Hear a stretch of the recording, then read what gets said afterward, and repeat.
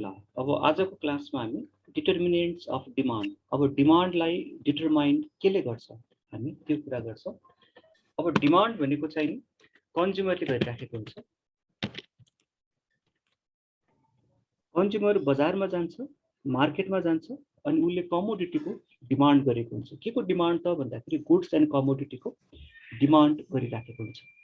हो उसले डिमान्ड गर्दाखेरि उसलाई के कुराले असर गरेको हुन्छ, कतिखेर भनेको कतिखेर उसले हाई डिमान्ड गर्छ, कतिखेर उसले लो डिमान्ड गर्छ भनेको कतिखेर उसले धेरै किनेर लान्छ, कतिखेर उसले थोरै किनेर लान्छ।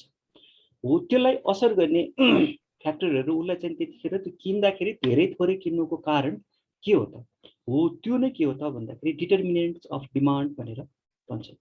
अब यसमा जस्तै मैले यहाँ 4वटा राखेको छु, अहिले थप्दै जानुपर्छ। अब सुरुमा चाहिँ नि प्राइस, सबैभन्दा इम्पोर्टेन्ट चाहिँ नि त्यो कमोडिटीको प्राइस हैन। अब त्यो प्राइस कमोडिटीको प्राइस थोरै छ भने उसले धेरै किनेर लान्छ। जस्तै तिमीले बजारमा गएर फलफुल किन्यो भने त्यो फलफुलको प्राइस अलि सस्तो भेटेको छ भने अलि धेरै किनेर लान्छ। तर प्राइस एकदमै महँगो छ भने तिमीले के गर्छौ त थोरै किनेर लान्छौ। हो त्यो हुनाले पहिलो डिटर्मिनेन्ट के रहेछ त त्यो कमोडिटीको प्राइस रहेछ। भनेको त्यो प्राइसले चाहिँ नि कन्ज्युमरले धेरै लाने कि थोरै लाने त्यो डिटरमाइन गर्दो रहेछ। त्यो हुनाले the first and most important determinant of demand is price of that commodity. त्यो कमोडिटीको चाहिँ प्राइसले असर गर्दो रहेछ। अब त्यस्तै कन्ज्युमरको इन्कमले पनि असर गरिराखेको हुन्छ। यदि कन्ज्युमरको इन्कम धेरै छ, ऊ चाहिँ मन्थली धेरै खान्छ अथवा ऊ चाहिँ धेरै इन्कम अर्निङ गरिराखेको छ भने उसले चाहिँ गुड्स कमोडिटिजहरू सजिलै किन्न सक्छ, उसले हाई डिमान्ड गर्छ। भनेको यहाँ चाहिँ पोजिटिभ रिलेसनसिप हुन्छ। यदि higher the income he will demand more, उसले धेरै डिमान्ड गर्छ। If lower the income he will demand less, उसले थोरै डिमान्ड गर्छ। हो यसरी चाहिँ इन्कमले पनि के गर्दो रहेछ त त्यो डिमान्ड कति गर्ने त, त्यो कन्ज्युमरले डिमान्ड कति गर्छ त भन्ने कुरा त्यो कन्ज्युमरको इन्कमले पनि डिटरमाइन गर्दो रहेछ। अब प्राइससँग चाहिँ नि इन्भर्स रिलेसनसिप हुन्छ। भनेको प्राइस बढ्यो भने डिमान्ड कम गर्छ, प्राइस घट्यो सस्तो भयो भने डिमान्ड हाई गर्छ। प्राइससँग चाहिँ नि इन्भर्स रिलेसनसिप हुन्छ। अब इन्कमसँग चाहिँ नि प्राइससँग इन्भर्स रिलेसनसिप हुँदो रहेछ डिमान्डको। अब इन्कमसँग चाहिँ के हुन्छ त पोजिटिभ रिलेसनसिप हुन्छ। पोजिटिभ रिलेसनसिप हुन्छ भनेको इन्कम जति हाई हुन्छ कन्ज्युमरले डिमान्ड पनि उति नै हाई गर्छ, र इन्कम जति थोरै हुन्छ उसले डिमान्ड पनि त्यति नै थोरै गर्छ।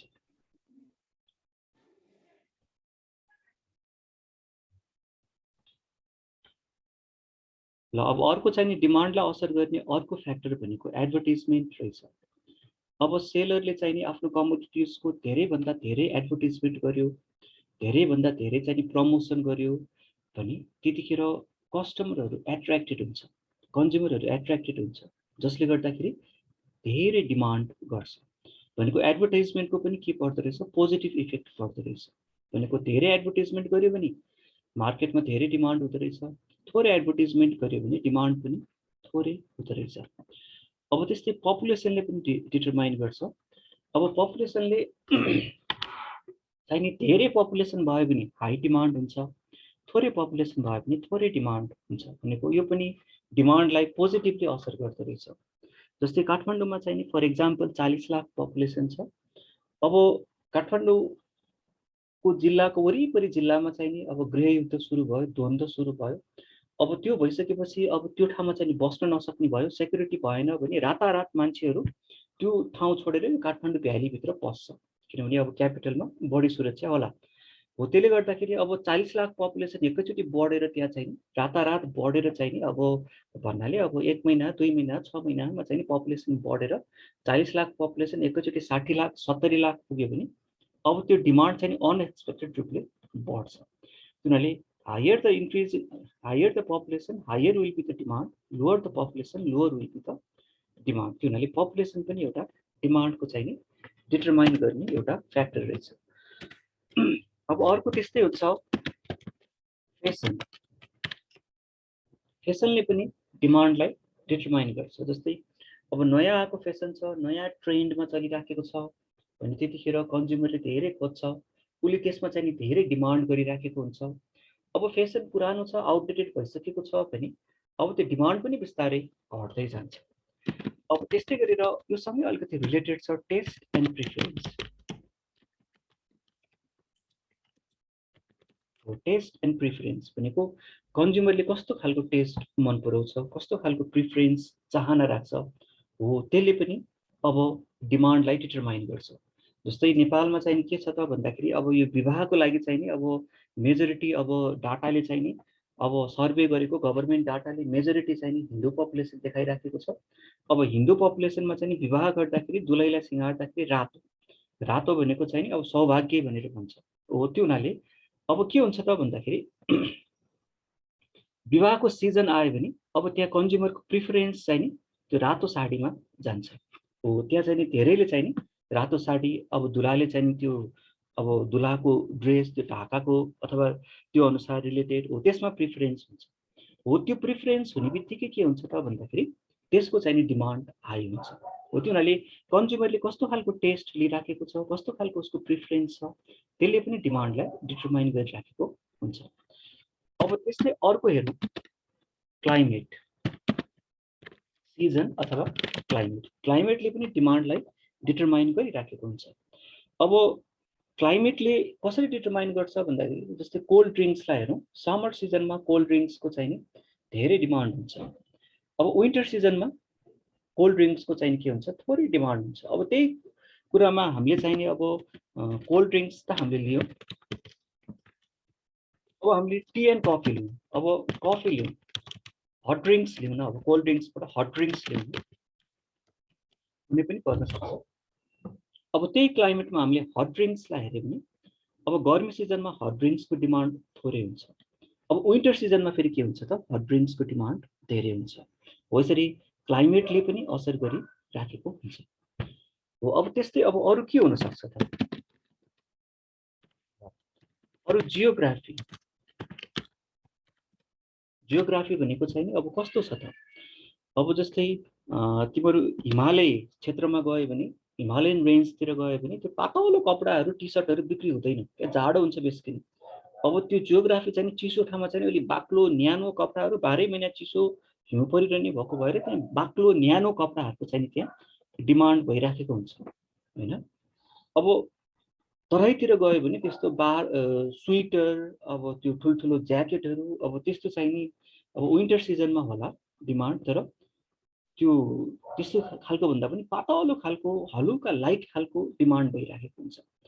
अब तिमीहरूले फ्यानहरू बेच्नु पर्यो होइन, एसीहरू बेच्नु पर्यो भने अब तिमी एसी प्रड्युसर हो, फ्यान प्रड्युसर हो भने तिमीले मार्केटमा गएर डिमान्ड हेऱ्यो भने अब हिमालयतिरको पर्सनले त्यो एसी किन डिमान्ड गरिरहेको छ, फ्यान किन डिमान्ड गरिरहेको छ, उनीहरूलाई त्यो ठाउँमा चाहिँ तिमीले मार्केटिङ गर्न थाल्यो, एडभर्टिजमेन्ट गर्न थाल्यो भने त्यो कन्ज्युमरले डिमान्डै गर्दैन। किनभने जियोग्राफीले पनि के हुन्छ त भन्दाखेरि त्यो कमोडिटीको डिमान्ड कन्ज्युमरले कसरी डिमान्ड गर्छ त्यसमा चाहिँ नि असर गरिराखेको हुन्छ। अब यसरी डिमान्डलाई असर गर्ने चाहिँ नि यहाँ हजार फ्याक्टरहरू हुन्छ। यति मात्र होइन, त्यहाँ धेरै फ्याक्टरहरू हुन्छ जसले चाहिँ नि डिमान्डलाई असर गरिराखेको हुन्छ हो। यसरी डिमान्डलाई डिटरमाइन गर्ने अथवा असर गर्ने फ्याक्टरलाई हामी के भन्छौँ, डिटर्मिनेन्ट्स अफ डिमान्ड भनेर भन्छौँ।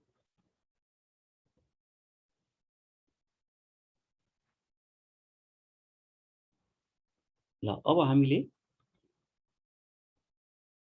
के देख्यो त भन्दाखेरि डिमान्डलाई चाहिँ नि धेरै कुराहरूले असर गरिराखेको हुँदो रहेछ। अब हामीले यो सबै डिमान्डलाई डिटरमाइन गर्ने जति पनि फ्याक्टरहरू छ, हजारौँ फ्याक्टरहरू छ, त्यो सबै फ्याक्टरलाई हामीले यो च्याप्टर एनालाइसिस गर्दाखेरि चाहिँ टु ग्रुपिङ गर्छौँ।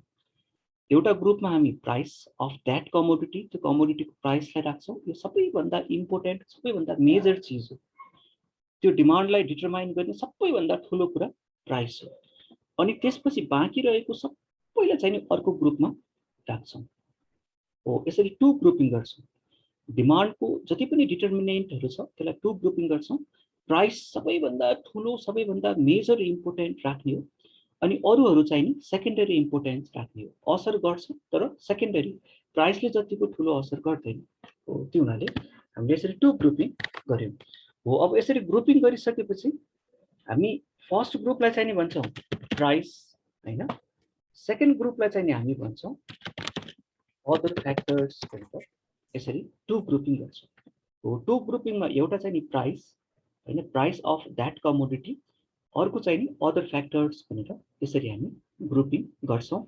र यो च्याप्टरमा हामी फर्दर डिमान्डको एनालाइसिस गर्दाखेरि अब यो कन्सेप्टबाट हामी एनालाइसिस गर्दै गएको हुन्छ।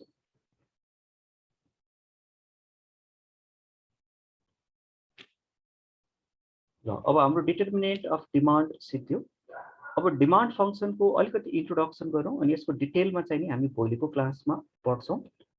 अब एक्जाम पोइन्ट अफ भ्यूबाट इम्पोर्टेन्ट पनि छ, न्यूमेरिकलमा पनि इम्पोर्टेन्ट छ यो डिमान्ड फंक्सनको।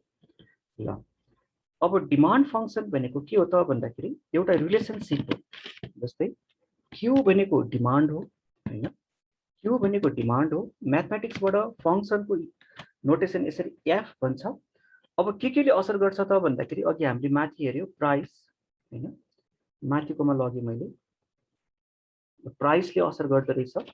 इन्कम, इन्कमले पनि डिमान्डलाई असर गर्दो रहेछ। त्यसपछि आएर एडभर्टाइजमेन्ट, एडभर्टाइजमेन्टले पनि असर गर्दो रहेछ। त्यसपछि आएर पपुलेसन, पपुलेसनले पनि असर गर्दो रहेछ। फेसन, फेसनले पनि डिमान्डलाई असर गर्दो रहेछ। टेस्ट एन्ड प्रिफरेन्स, अब टेस्ट एन्ड प्रिफरेन्स भनेको चाहिँ मैले टीएफ लेख्छु, टेस्ट एन्ड प्रिफरेन्स भनेर। अब त्यस्तै गरेर अर्को केले क्लाइमेटले पनि असर गर्दो रहेछ, त्यो मैले सी लेखेँ। त्यस्तै अर्को केले पनि असर गर्दो रहेछ, जियोग्राफी, जियोग्राफीले पनि असर गर्दो रहेछ, मैले जी लेखेँ। अब यो मात्र होइन, मैले यहाँ इटिसी लेखेको छु। यसरी डिमान्डलाई असर गर्ने यहाँ धेरै फ्याक्टरहरू हुन्छ। अब यसरी धेरै फ्याक्टरहरूले चाहिँ डिमान्डलाई असर गरिराखेको हुन्छ हो। यसरी यो फ्याक्टर र डिमान्ड बीच एउटा रिलेसनशिप देखाउने इक्वेसनलाई चाहिँ हामी डिमान्ड फंक्सन भनेर भन्छौँ। अब यो जथाभावी इक्वेसन हुँदैन, यो इक्वेसन चाहिँ जथाभावी हुँदैन। यो इक्वेसनमा चाहिँ हामीले एउटा वर्डलाई युज गर्नुपर्छ। कस्तो रिलेसनशिप त भन्दाखेरि फंक्सनल अथवा म्याथमेटिकल, दुईटा मध्ये एउटा वर्डलाई युज गर्नुपर्छ। Demand function, it is the function which shows the functional or mathematical relationship between demand and its various determinant, various determinantहरु बीचको यसरी रिलेसनशिप देखाउने यो इक्वेसन अथवा यो फंक्सनलाई चाहिँ डिमान्ड फंक्सन भन्छ। अब कस्तो रिलेसनशिप देखाउँछ त भन्दाखेरि फंक्सनल अथवा म्याथमेटिकल रिलेसनशिप देखाउँदो रहेछ। अब यो फंक्सनल अथवा म्याथमेटिकल रिलेसनशिप भनेको के हो त भन्दाखेरि हेपाजार्ड अथवा जथाभावी अथवा जे मन लागे त्यो रिलेसनशिप होइन भन्न खोजेको थियो। जस्तै प्राइस घट्दाखेरि डिमान्ड के हुँदो रहेछ त बढ्दो रहेछ भनेर हामीले अघि भर्खरै पढ्यौं हो। प्राइस घट्दाखेरि डिमान्ड बढ्दो रहेछ।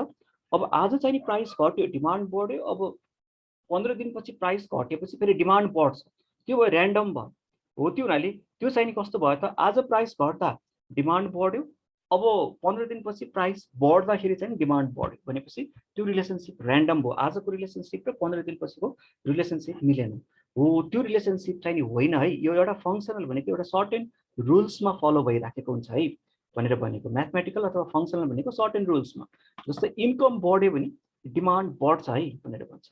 तर इन्कम बढ्यो भन्दैमा जथाभावी डिमान्ड चाहिँ एकैचोटि चाहिँ मेरो इन्कम 2 रुपैयाँ बढ्यो भन्दैमा म चाहिँ अब 10 युनिटबाट 1000 युनिट क्वान्टिटी चाहिँ म डिमान्ड बढाउँदिन।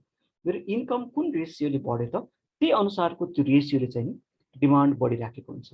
इन्कम घट्दाखेरि कुन रेसियो, त्यो सर्टेन रुल्सले चाहिँ घटिराखेको हुन्छ हो। यसरी एडभर्टाइजमेन्ट बढाउँदाखेरि अब तिमीले 1 लाखको एडभर्टाइजमेन्ट बढाउँदाखेरि वात्तै डिमान्ड बढ्ने, अनि तिमीले 50 लाखको एडभर्टाइजमेन्ट बढाउँदाखेरि चाहिँ नि अब थोरै मात्र डिमान्ड बढ्ने, त्यस्तो हुँदैन। तिमीले एडभर्टाइजमेन्ट तिमीले बढायो भने त्यही अनुसार त्यही अनुपातमा त्यही रेसियोमा चाहिँ डिमान्ड बढिराखेको हुन्छ हो। यसरी चाहिँ नि यिनीहरू डिटर्मिनेन्ट र डिमान्ड बीच द रिलेसन छ, तर जथाभावी रिलेसन होइन। त्यहाँ एउटा सर्टेन म्याथमेटिकल रुलमा बसेर, सर्टेन फंक्सनल रुलमा बसेर रिलेसनशिप छ हो। त्यो रुललाई चाहिँ हामीले कसरी देखाएको छौँ त, यो म्याथमेटिक्सको एफ भन्ने नोटेसनले देखाएको छौँ। एफ भनेको भेरिएबल होइन, यो रिलेसनशिप फंक्सनल रिलेसनशिप भनेर एउटा रिलेसनशिप डिफाइन गरिराखेको छ हो। त्यो भएले डिमान्ड फंक्सन भनेको के रहेछ त, demand function is the function भनेको सिम्पली के रहेछ त, is the function हैन which shows के देखाउँदो रहेछ त, फंक्सनल भन्नु पर्यो। फंक्सनल जथाभावी हैन, फंक्सनल अथवा म्याथमेटिकल रिलेसनशिप हैन बिट्विन के को बीचमा त demand and it's various determinant. यसरी यो चाहिँ एउटा फंक्सन हो। डिमान्ड फंक्सन भनेको चाहिँ सिम्पली एउटा के रहेछ त फंक्सन रहेछ, जसले चाहिँ फंक्सनल रिलेसनशिप अथवा मैथमेटिकल रिलेसनशिप देखाउँदो रहेछ के को बीचमा डिमान्ड र यसको डिटरमिनेन्टहरुको बीचमा हो। यसलाई हामी डिमान्ड फंक्सन भनेर भन्छौं। अब यसको टाइप्समा हामीसँग टु टाइप्स छ। एउटा लिनियर डिमान्ड फंक्सन, अर्को नन लिनियर। अब यसको टाइप्स चाहिँ हामी भोलिको क्लासमा डिस्कस गर्छौं। ल आजको क्लासमा यति भयो।